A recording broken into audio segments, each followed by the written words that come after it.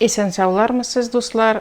Bugün biz sizге tağın bir ризык турында сөйләп китмәкче булабыз. Ул да булса сирке. Табигый алма сиркәсе ясау турында. Менә аны куйдым 10 көнгә. Менә 10 көн үтте минем. Мөмкин 2 атнада тотарга, 10 көндә тотарга.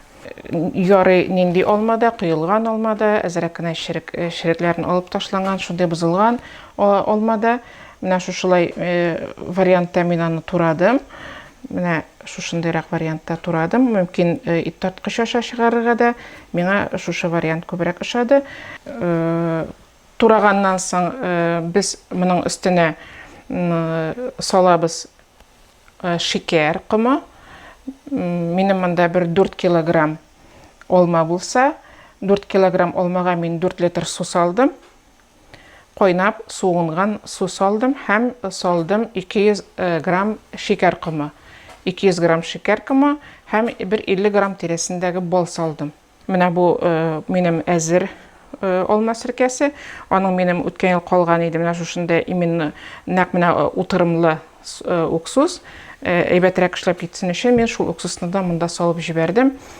Ул шушылай минем утырды бер 10 көн.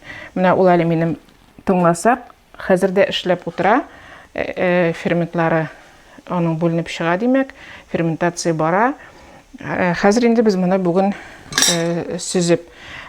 сүзәбез. Тагын бер әйбер калды. Менә бу алма сиркәсен аны һәр көнне менә шушылай агач кашык белән булгатып алырга кирәк, кузгатып алырга кирәк. Менә шулай сүзәбез без аны.